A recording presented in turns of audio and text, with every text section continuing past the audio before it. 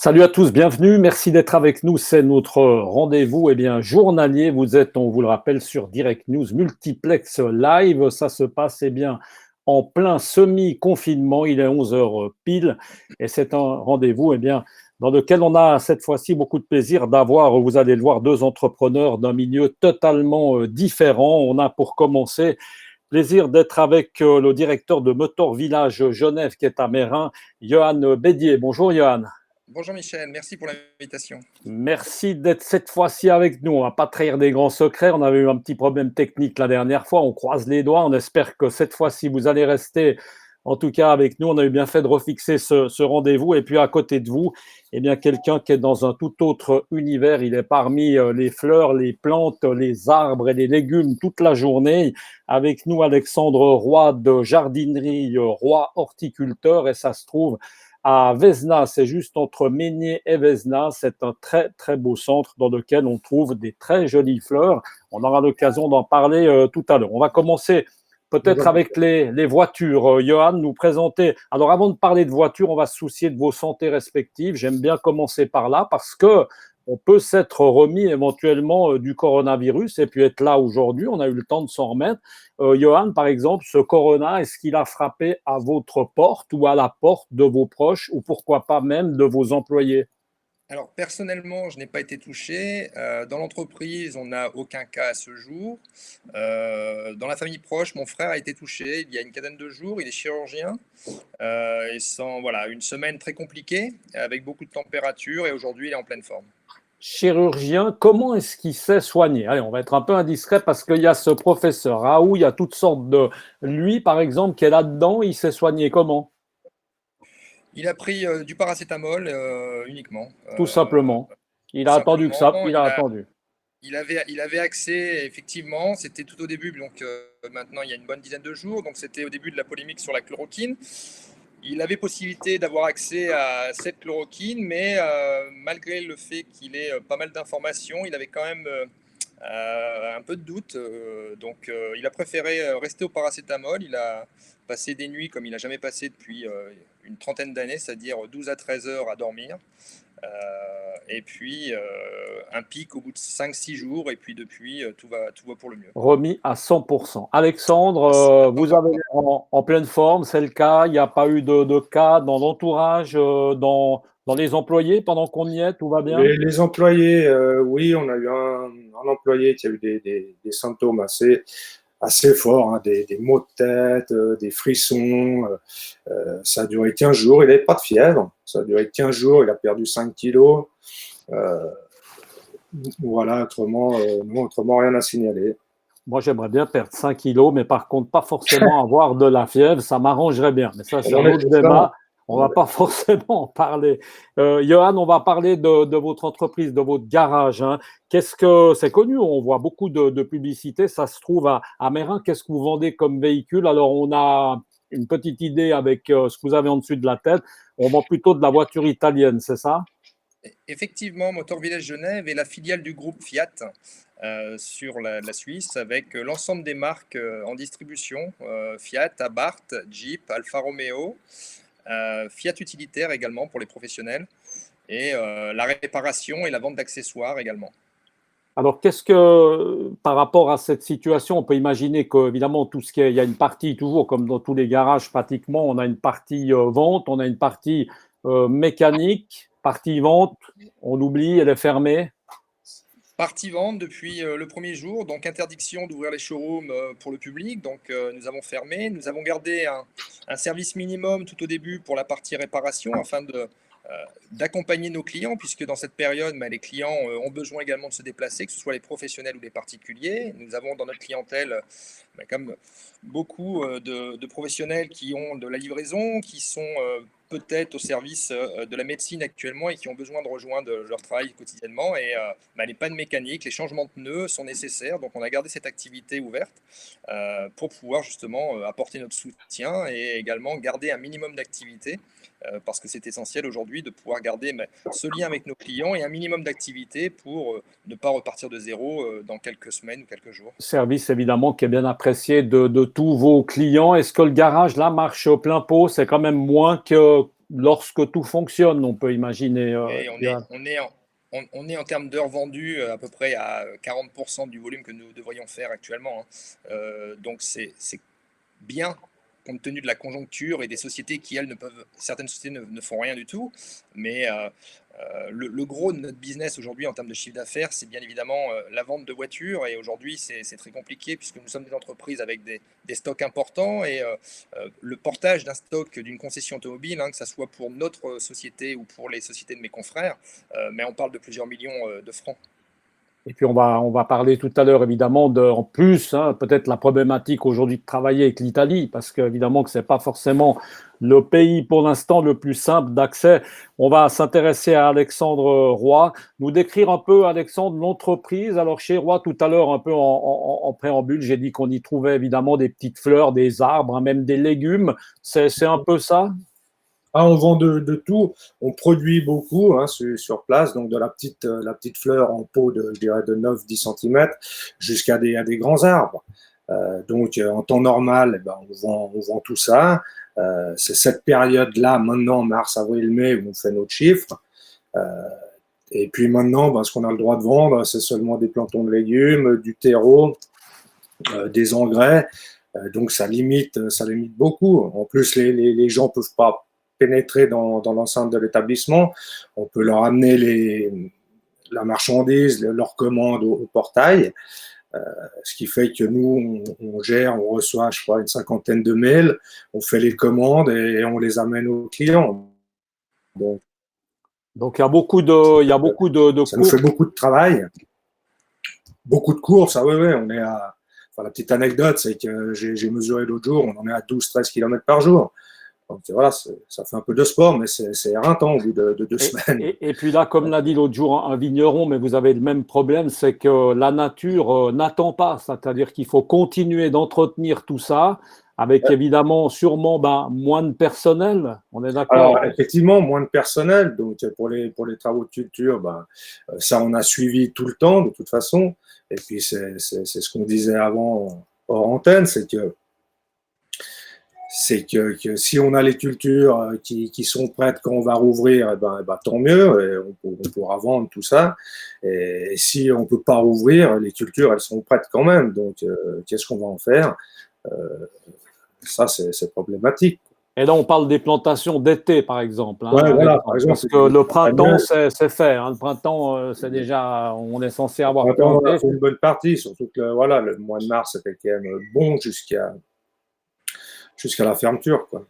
On revient peut-être à Johan. Johan, quand justement on travaille aujourd'hui avec l'Italie, hein, on est concessionnaire comme ça, quel est le lien? On a encore des nouvelles? Bon, les usines, tout est à l'arrêt parce que l'Italie, ça reprend gentiment, mais avant que ça ait repris une couleur normale, il va falloir du temps, Johan, pour avoir des livraisons, des pièces détachées, ces choses-là.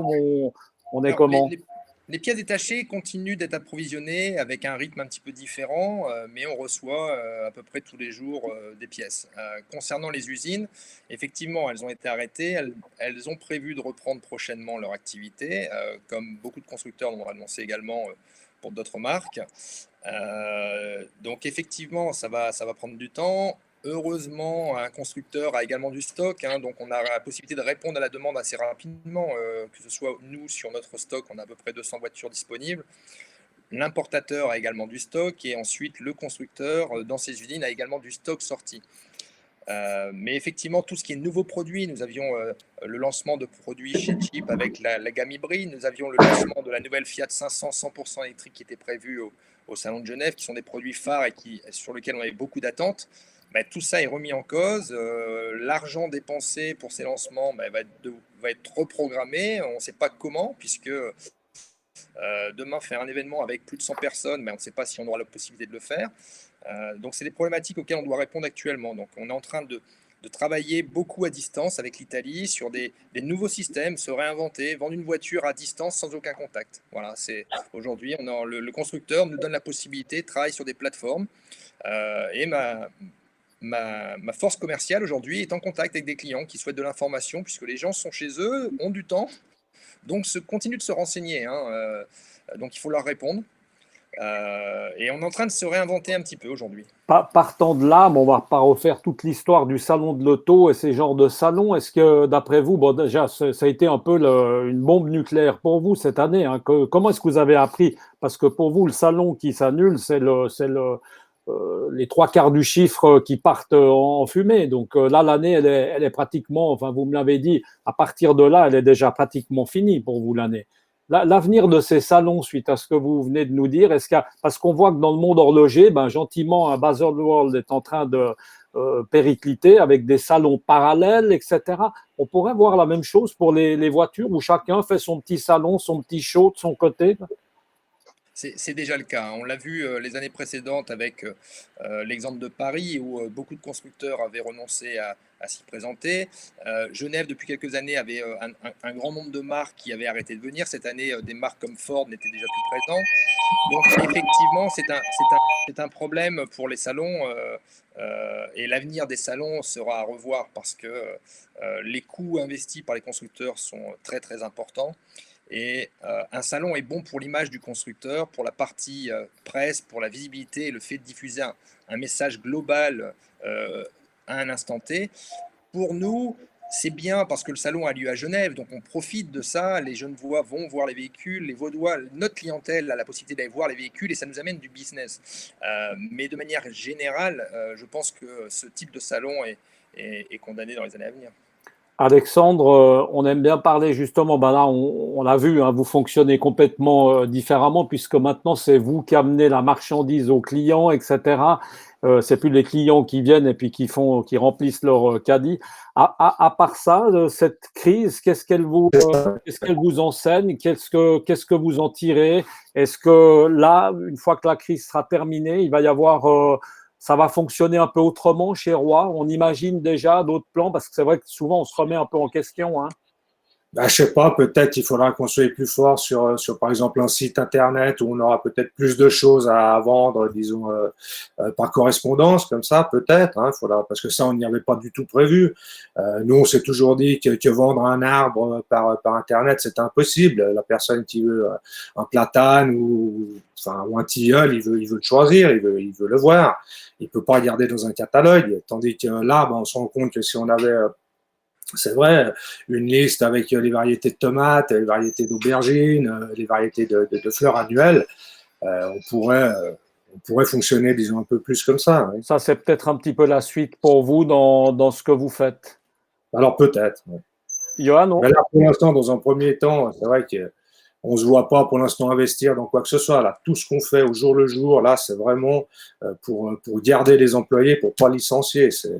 C'est là-dessus qu'on se bat, quoi. On n'a pas beaucoup parlé d'employés, c'est intéressant. Combien de personnes travaillent chez vous? Comment est-ce que vous êtes organisé? Il y a forcément du RHT, du chômage un petit peu partiel, c'est le cas? Bah, disons, on dira en temps normal, on est 35. Là, on va dire qu'on est entre 10 et 12. Ah, c'est pour ça que vous courez beaucoup de kilomètres, alors. C'est que vous courez à la place des autres, c'est un peu ça. Ouais, bon, voilà. On court tous. On court tous. On est tous là. Ouais. Depuis le matin, ça commence vos journées, parce qu'on a eu du mal à se trouver. Hein, ça commence quoi? À 7h, ça finit à 20h. Ouais, alors nous, on est là à 7h30, mais on ouvre à 8h, parce que de 7h30 à 8h, on essaie de préparer justement quelques commandes. Il y a déjà des professionnels qui sont là.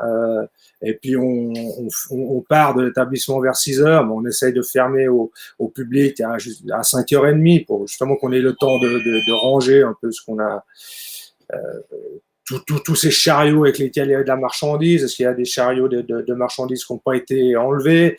Donc ça, il faut qu'on y remette en place. On ne peut pas les laisser sur les chariots sans qu'il y ait de l'arrosage. Il y a beaucoup de manutention, quoi. Il y a beaucoup de choses pour un résultat qui est, je sais pas, 20% de ce qu'on devrait faire, on va dire. Mais ça permet en tout cas de laisser ouvert et puis encore une fois de soigner cette clientèle qui forcément va revenir et va s'en rappeler. Johan, peut-être présenter un peu mieux cette entreprise. Justement, aujourd'hui, quand on parle de Motor Village, ça veut dire quoi? Ça veut dire combien d'employés? Aujourd'hui, on est dans le télétravail, forcément pas à l'atelier, mais à côté de ça, vous êtes organisé comment? Donc, c'est 40 employés à Motor Village. Aujourd'hui, c'est à peine 30% de l'effectif sur site. Le télétravail pour la partie administrative et on a mis un tournus également pour la partie commercial, c'est-à-dire que tous les jours, on a un vendeur qui vient sur place. Ça nous permet d'être sur place, de pouvoir se concentrer à 200% sur son activité et de pouvoir répondre aux demandes. Vous avez un système c'est assez intéressant de prise en charge du véhicule, hein, où on rentre pas du tout en contact, on est un peu dans une bulle comme ça. C'est assez intéressant. Oui, on a mis en place un système de prise en charge des voitures sans contact. On a une borne extérieure avec un digicode et les gens nous laissent la clé de leur voiture, nous appellent pour le rendez-vous, nous préviennent, nous laissent la clé, on récupère, on fait des travaux et on repositionne la voiture à l'extérieur avec les clés, un nouveau code qui leur permet de récupérer leurs clés et de repartir. Ensuite, on leur envoie la facture plus tard et il n'y a aucun contact avec le client. Voilà, on va vous rappeler eh bien, que si vous voulez poser des questions, évidemment, soit à Johan Bédier, soit à Alexandre Roy, eh bien, vous pouvez le faire dans notre partie commentaires. Juste encore une question, peut-être parce qu'on parle pas mal de solidarité, c'est le bon moment. Alors, il se passe aussi des actions solidaires sympathiques qui sont pour les infirmiers, enfin le personnel hospitalier, Johan, hein, c'est ça?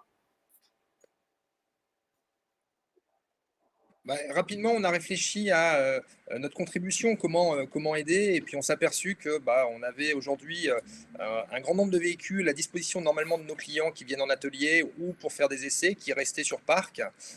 Et notre véhicule, nous, on préfère le faire rouler. Donc on a mis à disposition tout ce parc de véhicules à disposition des soignants, du corps médical qui rencontrent actuellement des problématiques pour la mobilité et rejoindre leur lieu de travail. Ça peut être lié à une panne ou un problème de transport en commun ou pas envie de prendre un transport en commun pour pouvoir aller travailler aujourd'hui. Vraiment sans discrimination, c'est pour tout le monde, n'importe quelle marque, que le client soit nos clients ou pas, il n'y a pas de problème et on a mis ça en place. Tout au début, ça a été très fortement relayé, que ce soit par les médias sociaux, LinkedIn ou Facebook. Et on a eu des demandes, les gens étaient très, très contents de pouvoir avoir ce service à disposition. Johan, on a vu que maintenant, évidemment, ça se développait. C'est un système d'acheter sa voiture, hein, sur les réseaux sociaux, enfin, etc. Est-ce que du même coup, la voiture d'occasion aura plus de rôle à jouer qu'auparavant? La voiture d'occasion a toujours été très, très ciblée par le biais d'Internet, hein, puisqu'il n'y a pas une voiture d'occasion, par nature, est unique. Un kilométrage unique, une couleur unique, un type d'option. Il n'y a pas deux voitures d'occasion similaires, j'aurais tendance à dire. Donc, effectivement, le marché de la voiture d'occasion est globalisé sur des plateformes Internet spécialisées et nous avons régulièrement des acheteurs qui deviennent de Suisse alémanique ou du Tessin pour nous acheter une voiture si la voiture est bien positionnée. Disons que l'Internet est beaucoup plus actif sur la voiture d'occasion qu'elle ne l'est à ce jour sur la voiture neuve. Alexandre Roy, après cette crise, est-ce qu'on pourrait aussi imaginer, donc vous l'avez dit tout à l'heure, il va peut-être falloir être plus actif sur les réseaux sociaux, un site internet, tout ce qui est évidemment Facebook, enfin choses comme ça. Mais par contre, dans votre activité, dans ce que vous faites, dans ce que vous produisez, dans ce que vous vendez, là, il y a des choses peut-être à ajouter, à enlever. Est-ce que vous êtes dans le juste par rapport à cette activité-là? Ouais, non, je pense qu'on est dans le juste, hein. C'est sûr qu'on nous demande bien ce qu'on a. J'ai pas de demande, disons, de plantes que j'aurais jamais. Bon, il y a toujours l'exception, hein, bien sûr, mais non, je pense qu'au niveau culture, on est dans le juste. De plus en plus, on va vers des articles formatés. On a de moins en moins de pièces exceptionnelles, disons. Dans les jardineries, on en a quelques-unes, mais des plantes qui valent très très cher, il y en a quand même de moins en moins, hein. Les jardins n'ont pas tendance à s'agrandir, mais à rapetissir plutôt. Donc voilà, on a plutôt une gamme de plantes dans des pots de containers de 10 à 25 litres, disons, c'est là où on vendra le plus de choses.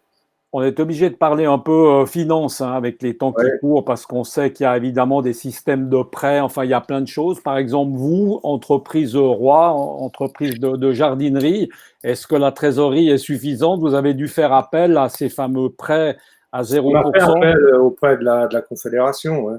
Ouais. Et ça a été, on dit que c'est simple, hein, Oh, confirmez-nous. très simple. Ouais. C'est très simple. La seule chose qui sera moins simple, c'est qu'il faudra rembourser après.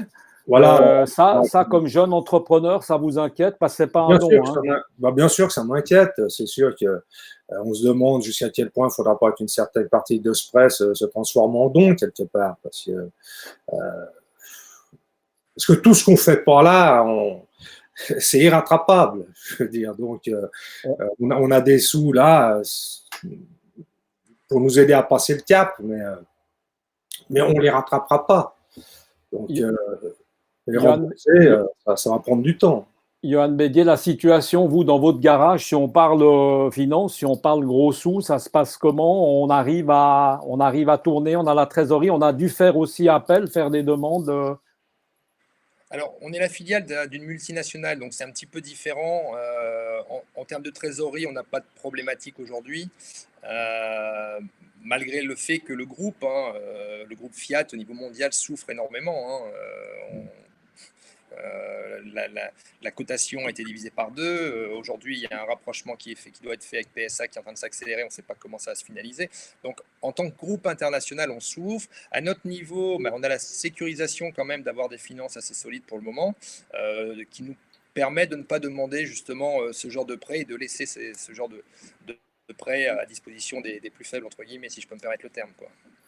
Messieurs, merci beaucoup. On a gentiment fait le tour. On va vous laisser à vos occupations respectives. On sent déjà qu'Alexandre Roy est dans les starting blocks, hein, prêt évidemment à aller commencer ses kilomètres avec ses chariots. En tout cas, ça maintient le physique, c'est très bien. Je me demande même si je ne vais pas venir vous aider un petit moment cet après-midi, Alexandre, à pousser les chariots. Ça me fera le plus grand bien. Et puis, on va vous laisser également, merci beaucoup, Johan Bédier. Pour vous, la suite de la journée, votre travail, quand tout est fermé comme ça, qu'est-ce qu'on fait? On prend des contacts, on garde quand même nos contacts aussi avec les clients, on fait quoi? Et on s'occupe déjà de nos collaborateurs présents, moi j'ai des collaborateurs sur place, donc on s'occupe, le fait d'être présent, ça leur montre que voilà, il y a également un chef dans le bateau et qui est présent comme eux. Et puis ensuite, c'est beaucoup de réunions, de téléconférences avec l'Italie, avec mes interlocuteurs, pour se projeter déjà. On travaille sur le futur, on est en train de... Pour nous, aujourd'hui, on ouvre début mai. On se projette à début mai, une ouverture et plan de communication, comment on va traiter les affaires, ce qu'on va faire. Et puis, si ce n'est pas début mai, on va reporter et ainsi de suite. On essaye d'avoir un coup d'avance pour le moment et de faire au mieux. Tout ça, évidemment, en faisant attention aux mesures, aux distances de sécurité. On vous fait confiance parce que ça, il faut évidemment en tenir compte. Merci beaucoup, messieurs, d'avoir été avec nous et puis bonne chance, évidemment, dans vos métiers respectifs. Voilà, merci d'avoir été avec nous. Nous, on se retrouve demain à 11h. Demain à 11h, eh bien, il y aura Jérôme Félicité. Jérôme Félicité, c'est le grand patron, le président du conseil d'administration de Barnes Immobilier, de Gérofinance, qui sera accompagné de Christian Brunier, le directeur général des SIG. Voilà, portez-vous bien et surtout, n'oubliez pas de rester chez vous. À bientôt. Ciao. À bientôt, au revoir. À bientôt.